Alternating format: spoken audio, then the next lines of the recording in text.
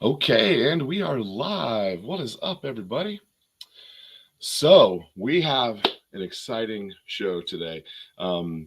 I've had some really interesting guests come on with us, and I'm super excited about today's guest. We're going to learn some long range optic information and some hunting optic information. And I have a whole page here of questions that we're going to get through. And please leave questions down there below if you're following along with us here. Let me know if you're watching on the Twitter or Eagle Reloads or Eagle Run 23. We're streaming everywhere.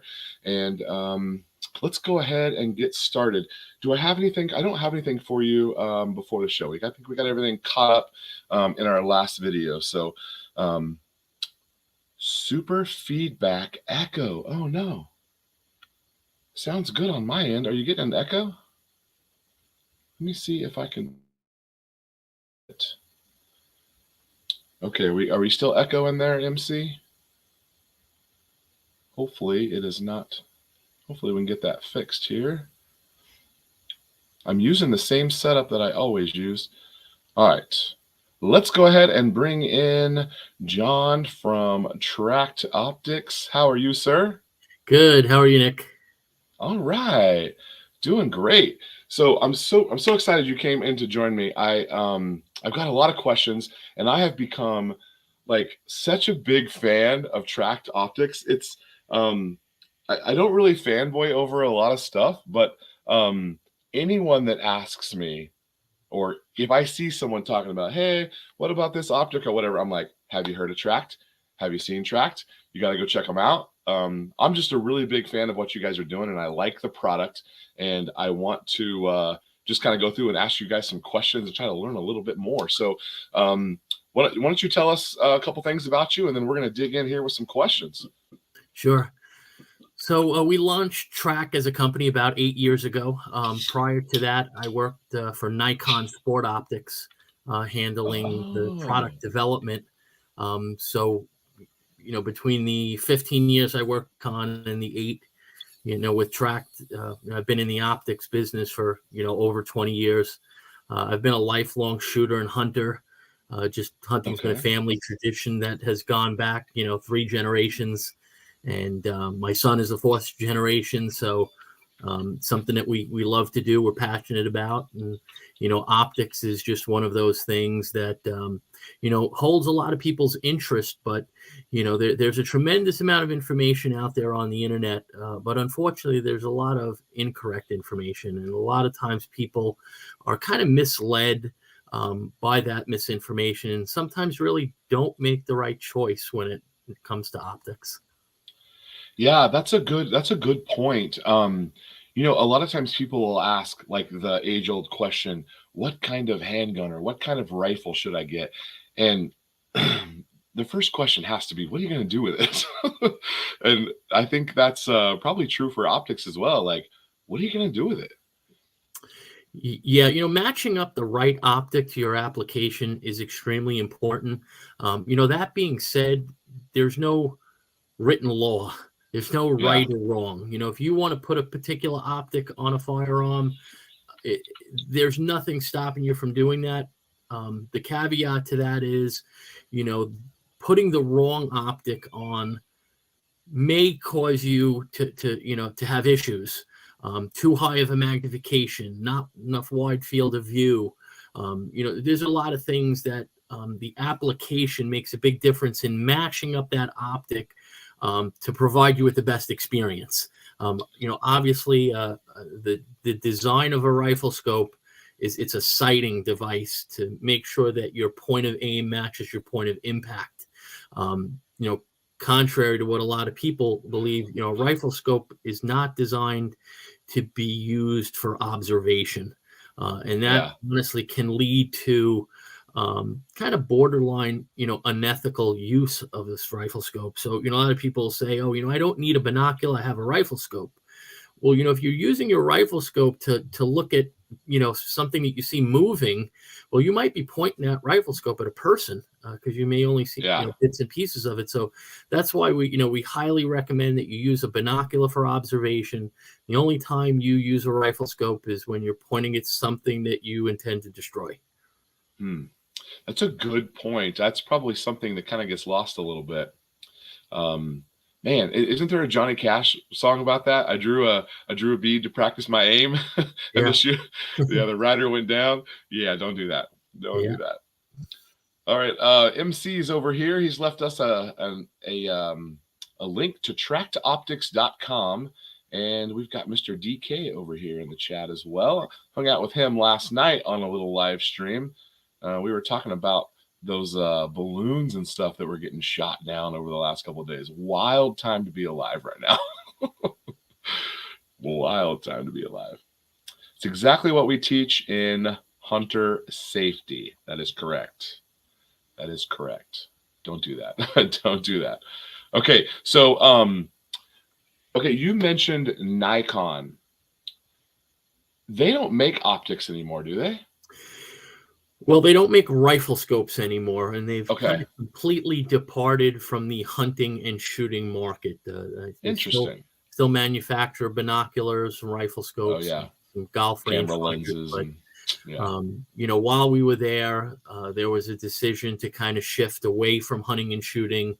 Okay. The camera side of the business would get a lot of heat from anti-hunters, and they didn't want to disrupt the camera business because of selling rifle scopes. So, you know, we saw the writing on the wall and, you know, left the company because we knew the direction they were going in. And, yeah, gave us an opportunity to start. Yeah, do your own. Yeah. So what we did differently with TRACT is we're a direct to consumer brand. So you won't find us in any of the retail stores. And the reason for that is the retail stores are marking optics up more than they ever have been before. With just the volatility of the market itself, you know, they're not making a lot of money on the firearms. They're not making a lot of money on the ammo. Where they're making a lot of money is on accessories, clothing, optics. Makes sense. You know, frankly, optics has become a cash cow for a lot of these big retailers. And what's happening is that these bigger retailers are putting a lot of pressure on the manufacturers for more and more profit.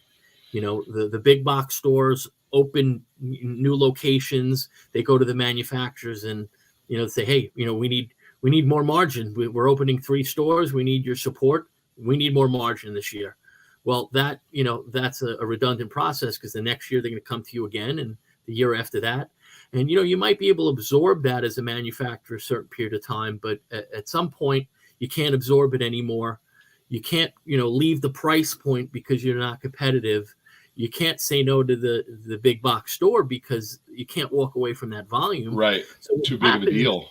Yeah. These manufacturers become slaves to the big box stores. And what ultimately happens is the manufacturer ends up reducing the quality of the product in order to get the numbers to work. Because it becomes a volume game.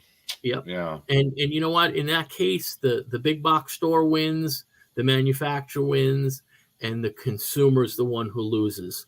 And ultimately, the consumer is the one that should be gaining. As technology increases, they should be getting better products, you know, better pricing, and that's really not happening. So by launching TRACT as a direct-to-consumer brand, we can build a high-quality product without that markup price. So what that does is it allows the consumer to spend a certain amount of money and get a product that has features and specifications normally found in products costing hundreds of dollars more. Man, I've got one of your optics. It's on my 6.5 Grendel. It adds to the fact that is my most favorite gun to shoot. It's everything that I need it to be. I feel like it just hits all of the. It fits all of the features that I'm looking for, and I didn't have to spend that next price range up in order to get some of those features. So that leads me. So what exactly is shot glass? SCHOTT, is that right? Yes, it's a great question. And shot is a brand of glass, mostly used by the high-end European companies. Very, very expensive, very limited. but quite frankly, it's some of the best glass that you can use in sport optics. And Schott is a company that basically uses glass for multiple applications. Obviously, not just the sporting market. Matter of fact, sporting market is probably the smallest, one. And basically, we utilize Schott glass in all of our toric products, which they're our flagship. The toric is our flagship model, both rifle scope, binocular, and spotting scope. And again, it's providing you with that high level of glass that a lot of the other manufacturers don't use because of its cost and availability, and because we have that direct to consumer, business model. We can utilize that level of glass without that European price. So where outside of TRACT, where do you have to go in price in order to get that glass? Most of the products are $1,000 and up. There's some, Meopta uses Schott glass, Swarovski, Zeiss, the high-end European companies. For the most part, you're probably spending $1,000 or quite frankly, a lot more. It's available, but it's usually available in the premier high-level products. Yeah. Okay, I've got a question over here in the chat, and then we're going to talk about Germany and Japan next. Okay, so DK says he's gone through some scopes with his 338 Lapua. Any suggestions? So what's actually happening to him? Why is he having trouble? Well, without knowing the details or the brands or anything like that, it's hard to comment on why he's having those issues. What I can tell you is what our scopes are built for. All of our scopes are built to 1,000 Gs, which is greater than any modern centerfire generates. That includes, a lot of people will say, is it 50 BMG rated? Right. Ironically, they don't have a 50 BMG, but they just want to know. Well, and that's fine. And that's fine. But, the truth of the matter is a 50 BMG actually has less recoil in G-force than like a 458 lot. Because the thing you have to realize is, the BMGs are extremely heavy. They're usually braked, and their recoil is actually somewhat subsided because of that. If you get, a Ruger Model 77 in 458 lot, you feel like you get a concussion shooting that gun. Is that the spiciest one probably on the scale? Well, we did some serious recoil testing about 10 years ago with, again, a multitude of cartridges, and the 458 lot was one that had bubbled one up. of the most severe recoil of anything tested. And I was the unfortunate one that actually shot that off the bench, and it was not pleasant. But to answer the question, a lot of it has to do with the mounts. I don't know if if DK's scope actually failed, or was it not holding zero? It would be great to get a little more information there. But I could tell you in the 20-something years that I'm doing this, the biggest culprit in scope failure, if you will, is actually not the scope itself. It's the mounts. Either improperly mounting them or over tightening the rings. As men, it's just normal to want to tighten things. Tighten that puppy down. Right? Crank that thing down. Well, that's the last thing you should do on a rifle scope, because if it says 18, if it says 18, put 18 on it. We recommend 18 inch pounds. There's some mounts that recommend more. What you just have to be careful of is the ring will compress the tube if it's over tightened. And if it compresses the tube, what you're actually doing is you're hindering the erector tube inside from moving properly. And that will affect tracking, and it will affect its ability to hold zero. So, that in itself, the mounting is the biggest culprit. You know, and you know, if you're going through multiple scopes, you know, scopes are made very well today. I could tell you that the defect rate on a scope today versus 20 years ago is probably night and day. That being said, you know, you want to try to rule out all of the variables. A lot of times it's something with the rifle. You know, it could be something as simple as, you know, the action screws not being torqued properly. You know, it could be that the barrel itself, if it's not free floated, it might be coming in contact, you know, with the stock in some place. You know, how it's bedded. You know, there's so many different things that come into play. But, you know, I would tell DK, you know, give one of our scopes a shot and see what happens. We have a lifetime guarantee. If something happens, we're going to stand behind it. Thankfully, we've had an incredible run with our products. And, you know, if you take some time and do some research and look at the ratings and reviews, customers are extremely pleased with, you know, the performance of our scopes. Warranty is actually on my list to ask you about. So it is the best thing to do is to get a mount from the same manufacturer. Is that a recipe for success, or not necessarily? Can you just get a reputable one? Yeah, I mean, we don't actually manufacture mounts. Right. We utilize a few different companies within the industry that we personally use and are comfortable not only using, but, you know, offering to our customers. And those brands are Warn Manufacturing and MDT. I think you sent me a Warn one. Yeah, and we brought on MDT earlier last year, and really happy with that product. You know, it's all about, you know, the quality, and just like anything else, they're machined. So, you know, you can buy the most expensive mount on the market. Doesn't mean you know, are guaranteed not to have a problem.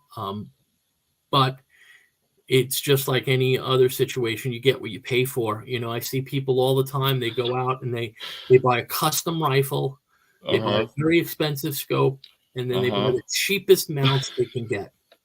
That's exactly what MC says here. Yeah, and you know, and it might work. It might work for you, but you know, if you're serious about it, you need to invest in a good set of mounts, and they need to be properly mounted. And you know, while it's not a difficult process, you know, scope mounting is something that takes time, and you really kind of need to know what you're doing.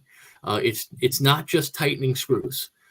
If you don't tighten them properly, if you don't tighten them evenly, you know, this is all, you know, I've seen many times where people will do something like, you know, they'll put the scope in the rings and they'll tighten the rear ring completely before they even like insert the screws on the front ring.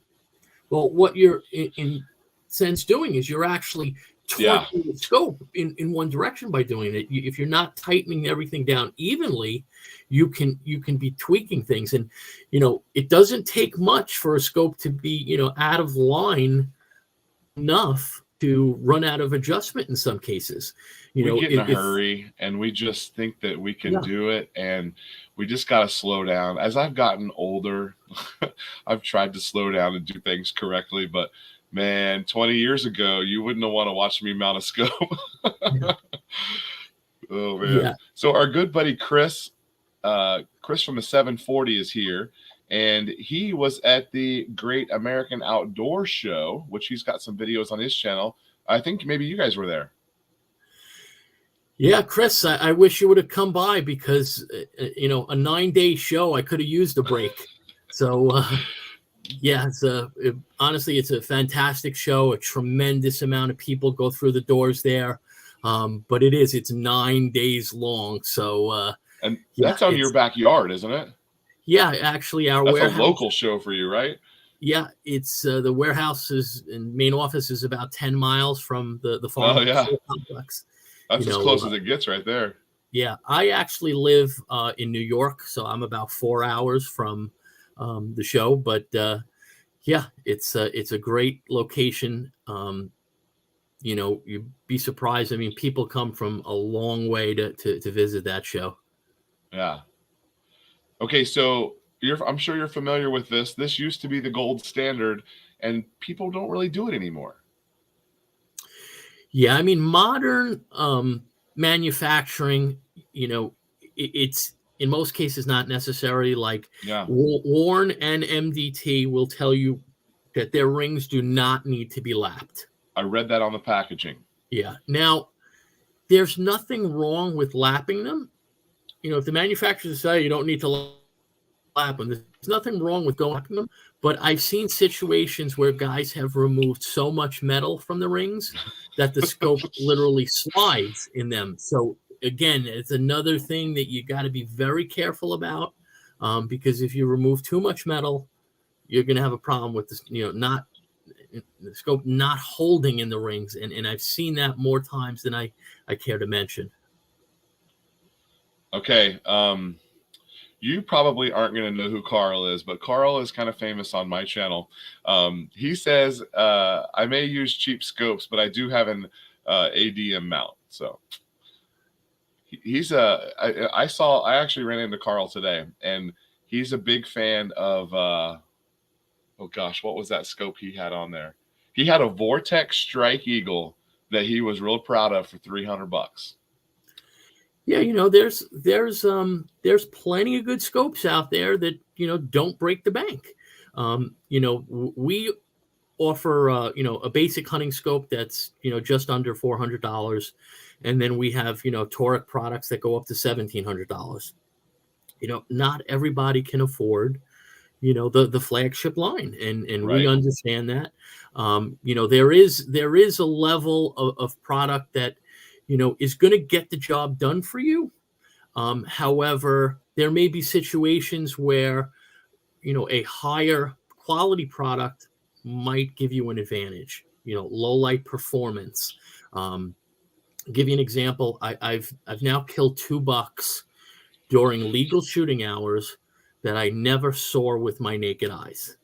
I literally would pick up my binocular. Just 2 years ago, I was in Kansas, overcast day.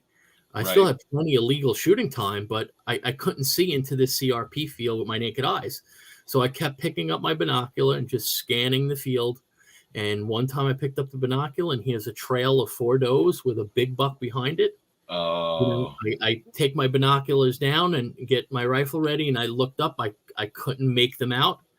I looked through the scope, and I dropped the buck in the tracks. So without quality optics, I would have never killed that buck. If I was hunting with a Winchester 94 and 30-30 with iron sights, which has probably killed more deer in the Northeast than any other rifle, I would never have been able to kill that buck. First of all, it was probably out of range for that rifle, and the fact that if I was shooting iron sights, I would have never ever been able to make that shot. Now, will a $200 rifle scope do that for you? Yeah, it might, but it also might not. And that's where shot glass, ED lens, fully multi-coated lenses, that's where squeezing out the last few minutes of light can pay dividends for you. Most scopes today are very durable. The resolution, the light transmission, that all comes into play with the level of quality. So it looks like we're doing some good here. DK sold. He says he's going to order one tonight. Fantastic. There's the link for the website there, guys. And then this is kind of what we were talking about earlier with today's tolerances, better machining. I guess he must have went by your booth because he says he got to check one out. Cool. Interesting. All right, let me see if I've missed any other questions over here. Saw a Strike Eagle for $200 the other day. Hey, they exist. I'll tell you, my optic was not even sighted in on the Grendel. It was the first time that the Grendel shot, and the first time I had the optic on the gun. So like fresh, right? And I looked through that scope, and I was like, wait, what? Because it was kind of an overcast day, but like sun was peeking in at different spots, and so the lighting was just kind of weird in general. And I looked through there, and I'm like, that is way brighter and way crisper than I would have ever imagined it being in that situation. And it was almost as if like I was looking through, like, sometimes you can put on like the polarized lenses and you're like, wait, that's great. It was like looking through something different than what I could see with my eyes. And I was just at the range, like 100-yard range, overcast day. And I'm like, there's something about this optic, because, my Vortex didn't do that. Some of the other stuff I've got doesn't do that. I'm like, that is the thing right there. I loved it. And that ED coating, what is that about? It's an ED lens, and Okay. it's extra low dispersion, and that's really a photography term. And what it does is it focuses all of the colors in the spectrum of light to the same focal point. So if you ever look through some optics and you start to see like a purplish halo kind of outlining, especially high contrasting colors, black to white kind of things, you may see that. It's called color fringing, and that obviously ED glass is designed to eliminate that. And where that really comes into play is high magnification and low light. If you ever look through an optic in low light, that you start to see it gets very grainy. Mm-hmm. Well, what's happening is the colors are all bleeding into each other, and you don't get sharp edges, and that's why everything just looks like it's all grainy. ED glass eliminates that and gives you a sharper edge, so you can see detail better at higher magnification in low light. And basically all of our rifle scopes, binoculars, and spotting scopes in the toric line, with the exception of the low power variable, all have shot glass and an ED lens.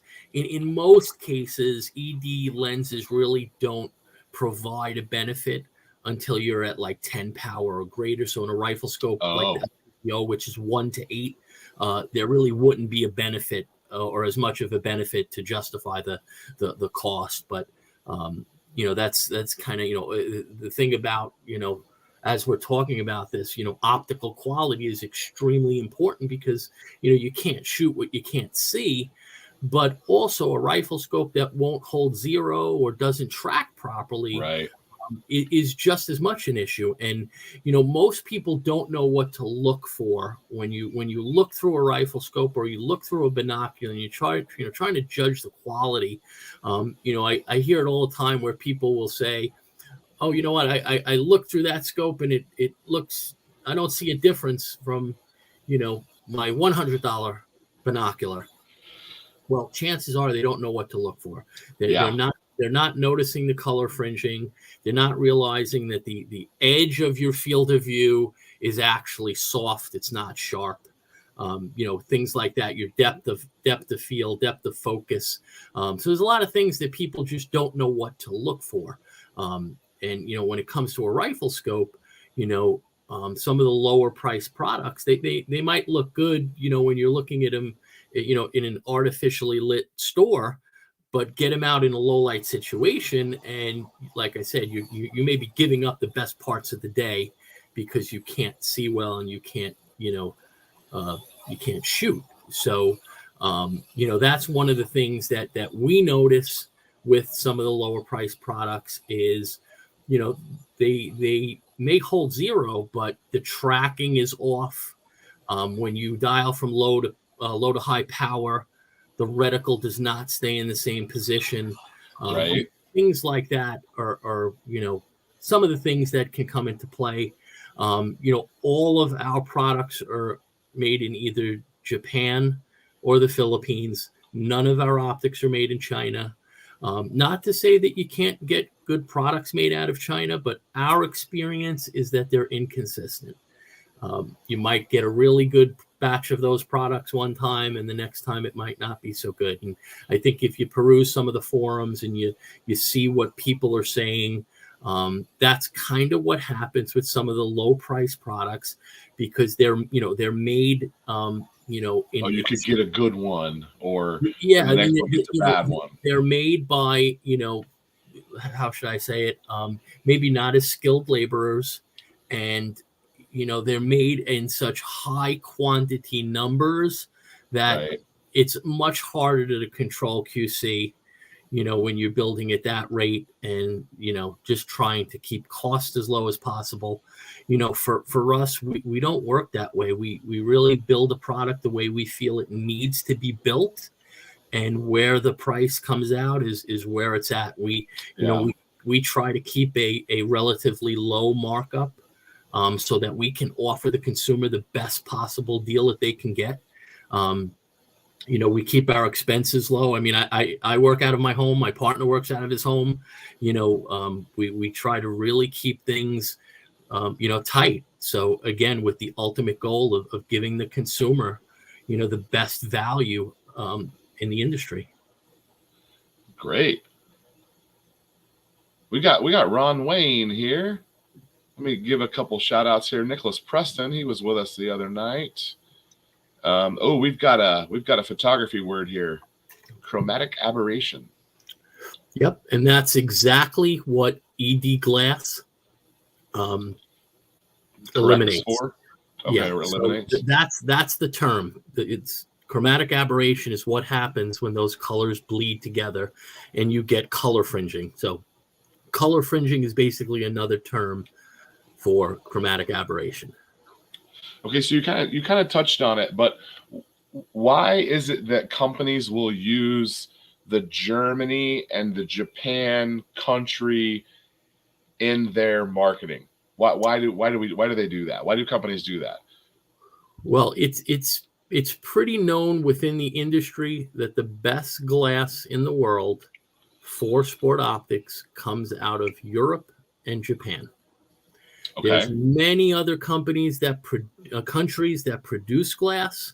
Obviously, China, Korea, Malaysia, a lot of different Asian countries.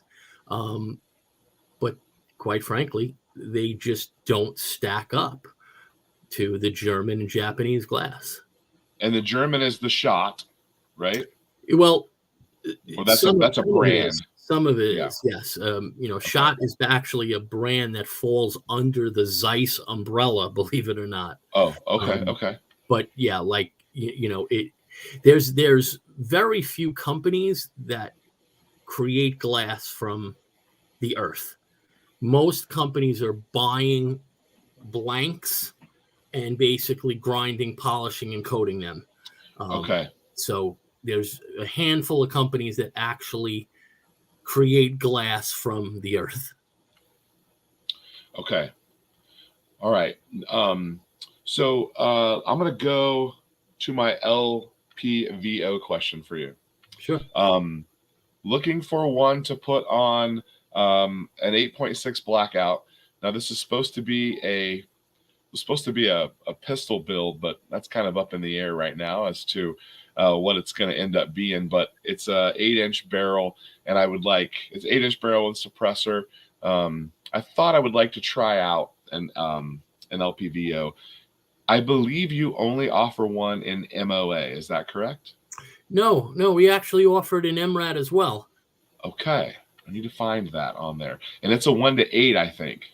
Yes, so 1:8 by 24, 30 millimeter tube. It's a second focal plane reticle. Okay. It features an illuminated center dot. It's got a nice bold reticle, so it's great for fast target acquisition, but it's fine enough to stretch it out as far as the typical LPVO cartridge can handle. Is that a popular option? I feel like I see more and more of those all the time. Yeah, I mean, it used to be like a 1:4, 1:6. Right. Now, 1:8 seems to be kind of more popular. There's even some brands out there offering a 1:10. The important thing with a low power variable optic is you want to make sure that on the low end that it is a true 1 power. not 1.1, not Ooh. 1.2.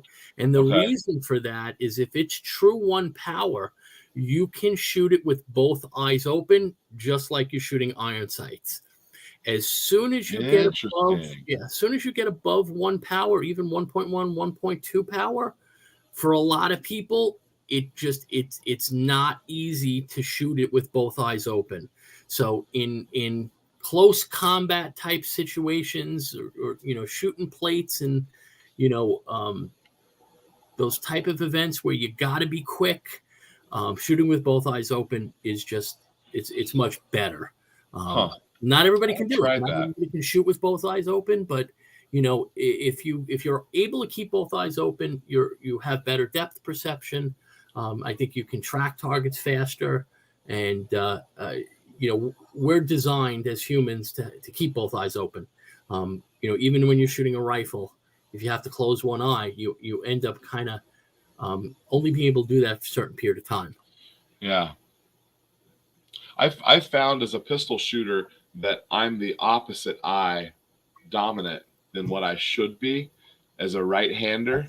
I'm definitely left eye dominant, and I've noticed that causes a little bit of issue sometimes when I'm getting squared away behind something on a bench rest or something. But yeah, I think that's one of the things that I kind of wish more people would do when they're introducing new shooters to the sport, is to determine what their master eye is before they even start. yeah, I don't think people realize how important that is. One eye is going to be more dominant than the other. yeah, And that's the eye that really should, do your sighting, because it's going to take over the other eye. I do quite a bit of clay target shooting, and oh yeah, clay target shooting is a game where it's important to keep both eyes open. And I see a good friend of mine is actually he's left-handed, he's left eye dominant, but as a young kid, his father kind of pushed him to shoot a rifle right-handed because there weren't a lot of left-handed rifles available. So he actually shoots a rifle right-handed. He shoots a bow left-handed. okay. So it's just kind of, it's kind of odd, but he makes it work. But he ideally should be shooting, left eye dominant in everything he does. All right, so I need to go find that the mill LPBO. Okay, I have two more things on my list for you. Number one, can you help us wade through this warranty situation with optics? Sure. Because it's a big selling point, and I'll see someone looking at two scopes right next to each other, and they'll be like, well, this one's got a lifetime warranty on it. And then this other one's like, I'm like, yeah, that has a lifetime warranty on it too, but I've never heard of that company. I don't know that I trust their lifetime warranty. Explain, debunk the lifetime warranty situation for us here. Yeah, honestly, it's a great question. Personally, I think a company that sells its brand based upon its warranty versus its attributes, to me, that raises a question. Obviously, it's a great thing for the consumer. We offer a lifetime warranty. Anything happens to the product, we're going to repair or replace it at no cost to you. We don't put a blanket policy out there that lets people take advantage of the company. But I could tell you, in the 8 years that we're in business, nobody's ever got a repair bill. We deal with each customer on a case-to-case basis, and we make it right. There's a lot of there's companies out there that they promote their warranty as a very important thing, which it is. To me, I don't think that should be a major selling point, and a lot of the reason is because you're going to need to use that warranty. The best warranty is one you don't have to use. Exactly. If things happen, it's great to know you're protected. As a new company, what people say all the time, well, how do we know you're going to be around 10 years from now? True. That's incredibly valid question. The way I answer that is, have you ever heard of a company named Remington? 200-year-old company went out of business. In Yeah. this day and age, any company can go from, 60 to 0 in a second by bad management. So, the good thing about it for us is we're a small company. We don't need to do monstrous numbers in order to be profitable. Our competitors do. And Yeah. you know what? If you have a problem, you're going to call us up. Either John or I are going to answer the phone. You email us, we're going to get back to you. We got a live chat.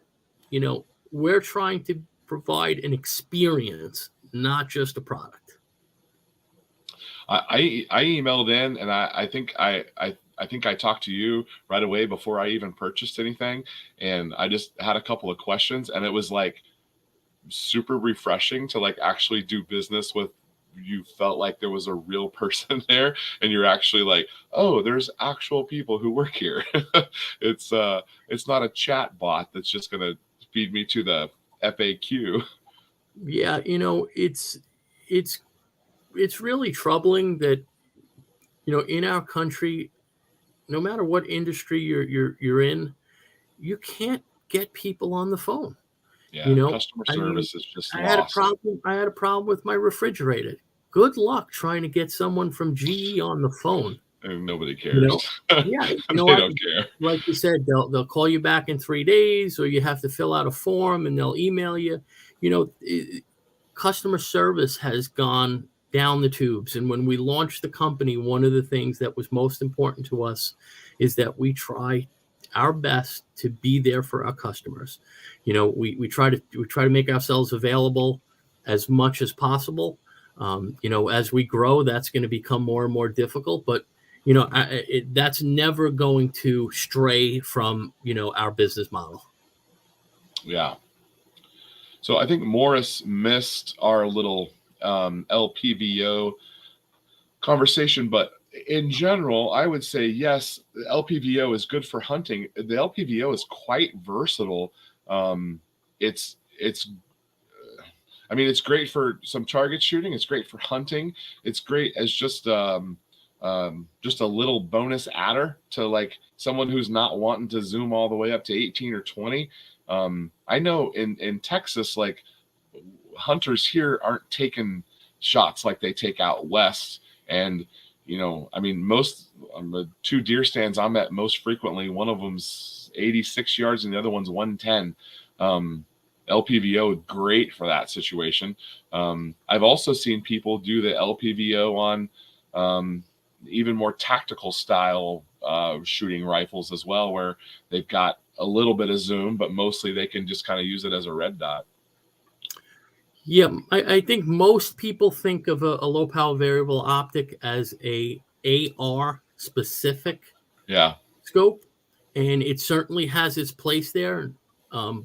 But the 1-8 is a phenomenal hunting scope, especially if you're in a situation where you might go from, thick terrain where your shot may be very close. Yeah.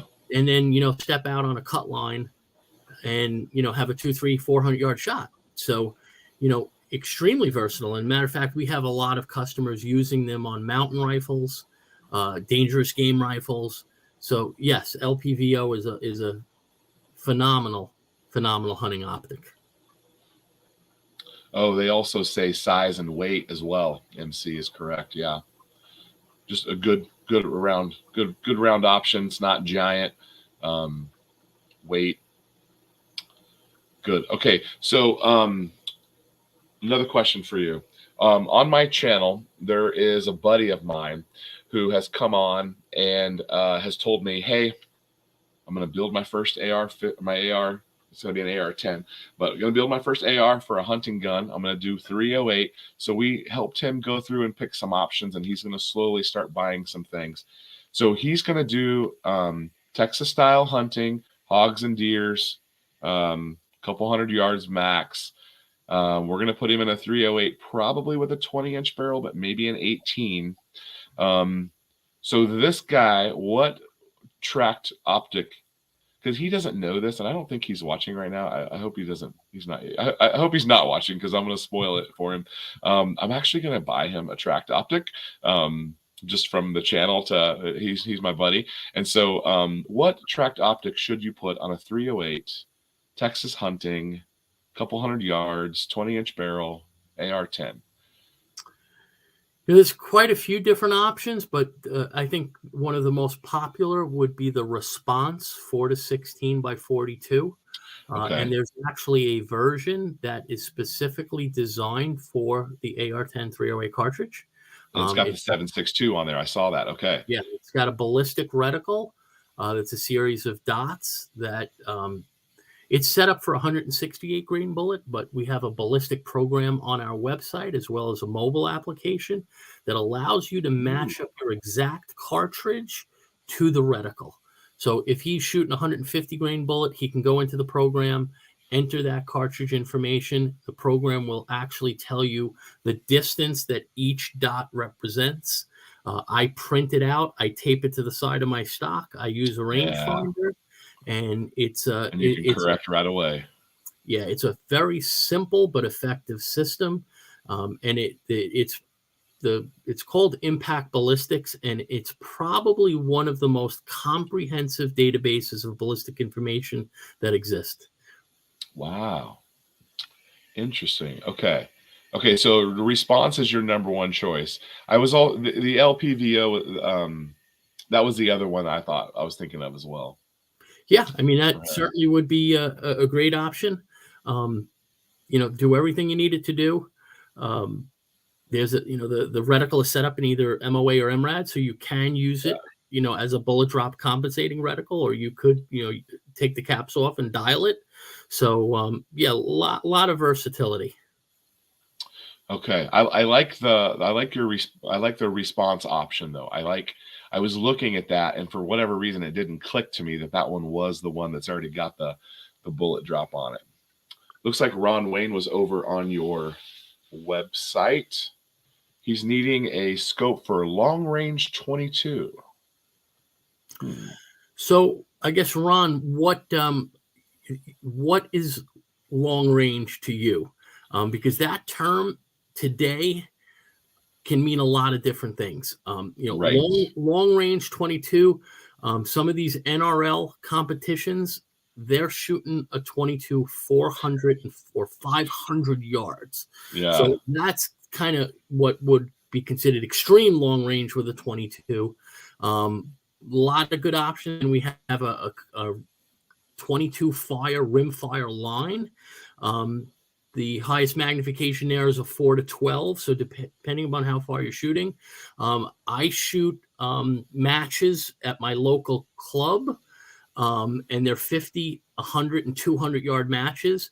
And okay. I swap back and forth with a 4-20 or even the 4.5 to 30. And, people will say, well, why would you need 30 power for 50 yards? Well, I think it's ISBS target, the X ring at 50 yards is about half the size of the diameter of a 22 bullet. So placing that dot crosshair exactly where you need it to be is ultra critical. But for 100 and 200 yards, several different options there. I would probably say for that distance, a 4-12 would certainly work. If you wanted a little bit more magnification, the Toric 2.5 to 15 Hunt series. I could tell you that the guys that are shooting the competitive 22 matches are shooting the 4-20, with handful of guys shooting the 4.5 to 30. But again, it really depends upon, how serious are you at 200 yards? Are you trying to hit something the size of a bowling pin, or are you trying to, hit something the size of a bobby pin? So, what your real application has a lot to do, with that. And, obviously if there's questions, people have, happy to give out my email address, or you could, live chat with us, and some of the conversation might, kind of need to go a little more in depth and get a little more information to try to figure out what the best exactly what you need. And ultimately, a lot of it has to do with your budget. It's very easy for me to sit here and say, oh yeah, get a 4-20 by 50. Well, that scope is $1,300. That's, it might fit your budget, it might not, but we hopefully have something that we can work with you to fit your budget. So MC has a question here. And this actually is one of the last things on my list for you. Did you see at SHOT Show that Burris has come out with this dial thing with the rangefinder? Have you seen this technology that they're doing? I did see an advertisement and someone that I know that actually got a chance to check it out. Yeah. They really liked it. I didn't have a chance to look through it or anything. It's obviously very, very interesting. Yeah. I guess the thing about it that, you always got to be careful about is, electronics. Electronics can fail, just like mechanics can fail, but electronics have a tendency of failing a lot faster than mechanical. So you just want to keep that in mind. Technology is great, but technology can also put you in a jam. So on that technology note, question on the clip-on style thermal adapters to scope. Have you seen those? Are they worth it? Or go with a dedicated setup for night? Now, you guys don't do any thermal or night vision stuff, but we don't. But and honestly, I have very limited experience. The only thing that I've really had a chance to use in the field was an actual thermal rifle scope. So I don't have any information that I can share intelligently on, clip-on versus, an actual scope. I could tell you that in the 9 days at the Harrisburg show, the request for thermals was mind-boggling. Obviously with the increase in, predator hunting and coyote populations, especially here in the Northeast, they're booming. The need for thermal is something that, we hope we can tackle, in the future. Ooh, that's on the horizon potentially, huh? Well, we want to. Again, we just don't have any experience there. So until we can, figure it out and learn it, it's something that we'll stay on the back burner. But we're confident that we can find a company that will maybe partner with us and hopefully we can figure it out. Ooh, interesting. I like that. Okay, I like that. All right, so same question. I have a dedicated, but not sure if it's worth buying a clip-on. I don't know, Carl. I mean, I probably wouldn't. I mean, if you need a dedicated thermal, I mean, there's options out there for that. I think whenever you try to do, sometimes whenever something does two things, it doesn't do either one of them really well. So I probably would try to get a unitasker. I prefer unitaskers. Okay, Ron says thanks for the 22 information. He was the one asking about the 22 shot, and he says he would be happy to bust aspirins at 100 yards. So, that's not an exaggeration. The rimfires are extremely accurate. If you pair them with quality ammunition, you'd be surprised what a rimfire can do. The caveat to that is wind is your enemy, and it's amazing. It's amazing if you haven't shot rimfire, longer ranges. It's amazing how challenging it becomes with just a little bit of wind. You shoot a center fire. I mean, obviously center fire rounds are affected by wind. Yeah. But when you're shooting a 40 grain bullet at 1,070 feet per second, at 50 yards, the wind affects it. And, it's super cool. I've had a friend of mine that's been trying to get me into Rimfire Precision for years. I've always shot 22s, but just, 10-22s and plinking and never anything precision where you're scoring and, it's a match. And it's been a tremendous amount of fun. It's a lot cheaper than center fire, obviously. But yeah, it is super, super challenging. I up over here, I can't touch it, but it's there standing up. That is my daughter's Ruger Precision 22 that she shoots. I'm trying to get out there a little bit more. She's got herself into competitive dance right now, and that is quite a racket that keeps her tied up and takes a lot of money from me. But we got this set up for her. She hasn't even had it a year yet, and she's really loving being able to be consistent at 100 yards. And I told her if she goes more, I will spend more and more money on how on the quality of her ammo. Because we were shooting Remington Golden Bullet there for a while, and then I let her move up to some CCI stuff, and then I've actually ordered in some, it's around here somewhere. I ordered in some Lapua stuff and some something or other X something and some Benchmark something. I've ordered in some high-end 22s for her because she was really enjoying it, and she does not have a tracked optic on there, but we'll fix that real soon. Cool. All right, so my rifle is capable, but my optics not at the moment. Well, Ron Wayne has he's got a nice YouTube channel. He does lots of good content. In fact, his channel has, he added like 20,000 subscribers in like 6 months or something like that. Like, he just really blew up. Congratulations. Yeah, and his wife is always Mrs. Wayne is also hanging out in the chat as well. They're a great couple here. Okay, so I think I've gone through most of my questions. If anyone else has any questions, we got just a couple minutes here. Go ahead and fire them away. The technology and the optics was something on my list for you, and I like consider myself a bit of a prepper, and I don't really have electronic optics in my I don't want to put that on a gun that I'm going to depend on, and I'm also going to have a backup to an optic as well as part of it. But I wanted to ask, are pistol optics ever going to come onto your? We sold a nice selection of handgun scopes when we were at Nikon, but the market is just so small that, from our standpoint, I really don't see it happening.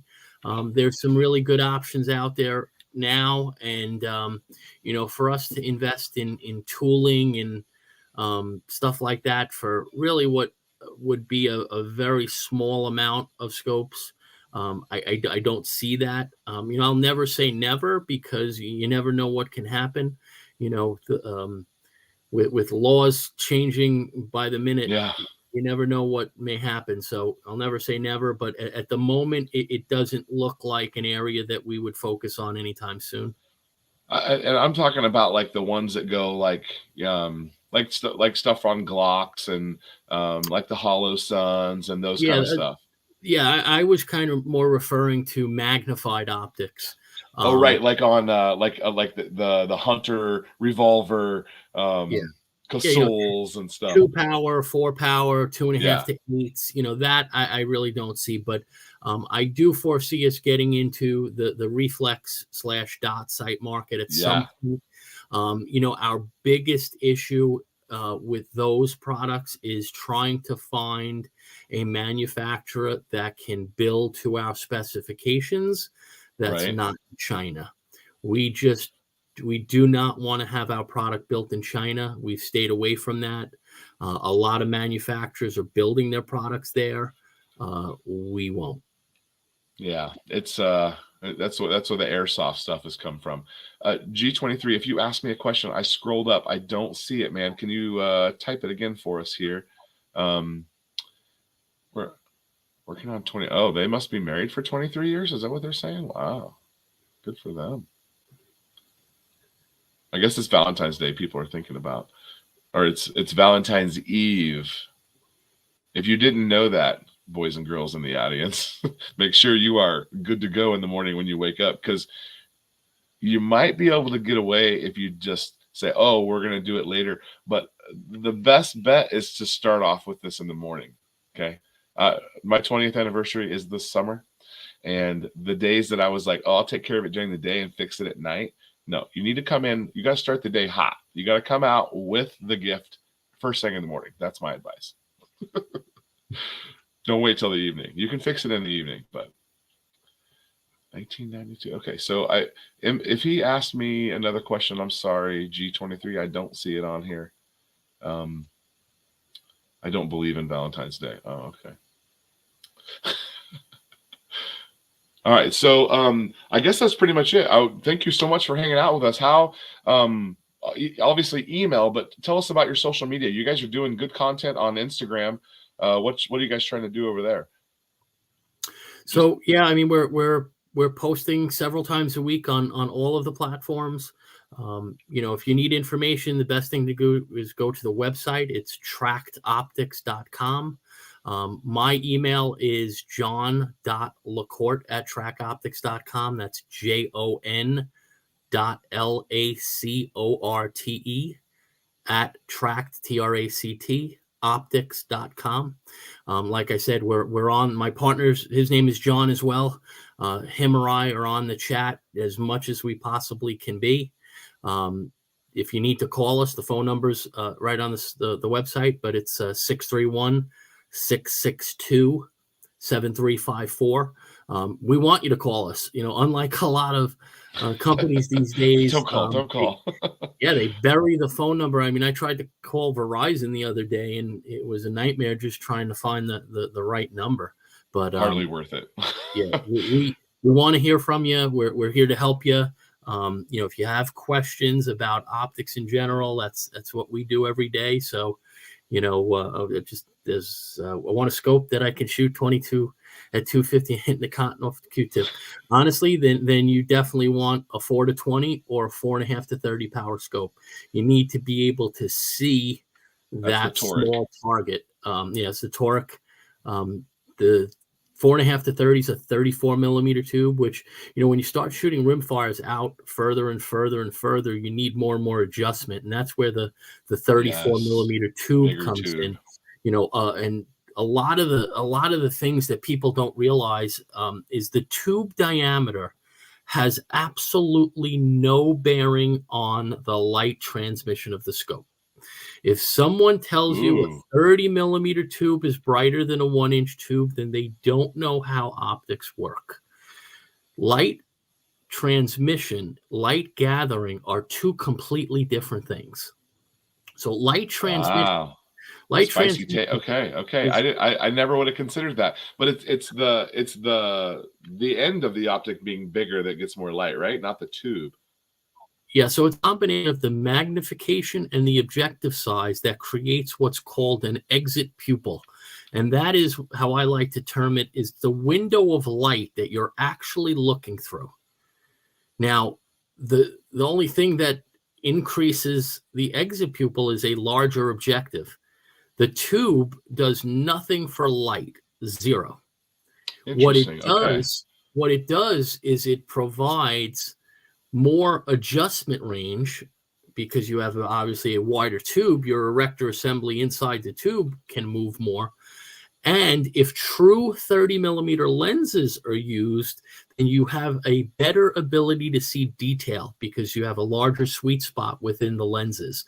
So the benefit of a 30 millimeter tube is detail resolution and adjustment, not light. So you bigger tube, bigger adjustment. Yeah. And just another point, just while we're talking about it, is, people will say, I want a big objective because I need a wide field of view. The objective size has nothing to do with field of view. The field of view is designed within the eyepiece. So I tell this to people all the time. If you want to prove that theory to someone, take a business card and punch a hole in it, and then take the business card and cover the objective while someone's looking through it. They're going to see that their field of view doesn't change one bit, not at all. But what happens is the image gets extremely dark because you're limiting the amount of light. So the objective is what helps you to gather light. Light transmission is the amount of light that comes through the scope to your eye. And that's determined by the quality of the glass, the coatings, how the coating is applied. So, those are some of the terminology that I think people get mixed up. And again, there's a lot of misinformation. A lot of people think, if I get a big 50 millimeter objective on my rifle scope, I'm going to have a wider Bigger's field. better. It's just not. It's not the case. Yeah, G23. Time and flower. Yeah, flowers can't waste the money. Get her what she really wants. A TRACT optic for her 22. Yeah, unless they are free with oil change. All right. Okay. Well. Okay. So you're on Instagram. You've got good content going on there. Do you have a social media person putting stuff up for you? Yes. Yep. We sure do. Got a good team member doing that. Yeah. Again, we're a pretty small team and wear a lot of different hats, but we try our best to get content out there, get information out there, and try to answer questions as best we can. Yeah. Okay, so you guys, I saw you guys do have a couple of deals running on your website. There's a couple specials on there, right? There was a discount on one of your hunting scopes I saw. Yeah, from time to time, we actually have demos. For example, we just did the Great American Outdoor Show in Harrisburg, and we have to take product out of the box in order to display it. We don't feel comfortable selling those as new, so they're literally placed in the outlet. Excuse me, on the website. Ooh, I need to go hop on there real quick. Have you listed them yet? Yeah, they're still there, but I could tell you they don't last long. Yeah.